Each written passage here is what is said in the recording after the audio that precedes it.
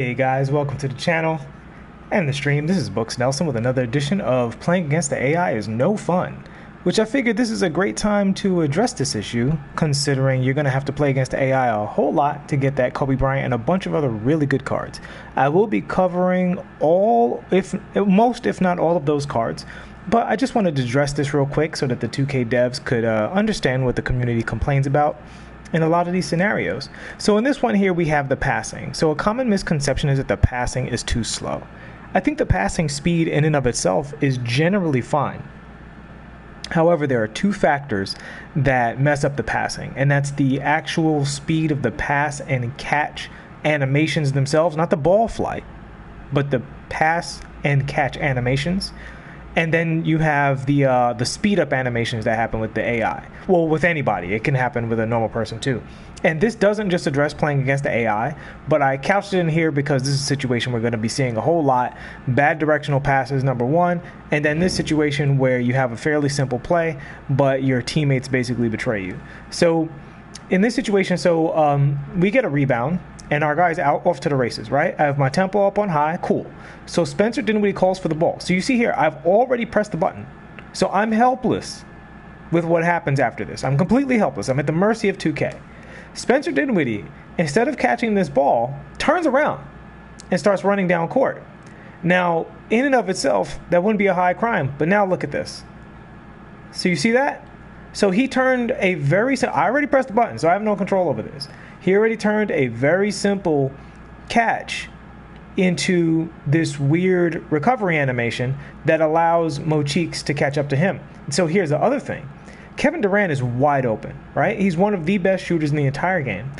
And because of the 2K touch pass system, what I did was I passed it once and touch passed immediately to get it to Kevin Durant. But because of this recovery animation, Kevin Durant's opportunity entirely changes, which is another problem with the passing situation. And this has been a problem for a few years now. I don't remember when they put this in the game, but I hated it the moment I saw it. Instead of catching, they cannot run down the court and catch it on the three-point line most of the time. They're always going to cut in, and it carries them in, right? So when I press the button to pass, he's nowhere near Dr. J. He's absolutely nowhere near him. He's not even he's barely on the same court as him. Right? His 5 Shaquille O'Neals can lay down head to toe between Kevin Durant and Julius Erving by the time I'm pressing this pass button. But because of the animation station, this is a steal. I pressed the pass button twice. Here, 1, 2. And 2K just completely hijacks my controls from here on out. Makes Spencer Dinwiddie do this thing, this craziness, and then Kevin Durant cuts inside. This is what makes this feel like a bad, silly game, you know? These are the kind of things because we cannot trust our eyes, gentlemen. So that's pretty much that. I just wanted to address that real quick. D97, what's up, what's up? Get this up there so the developers can see it and hopefully make a better game next year.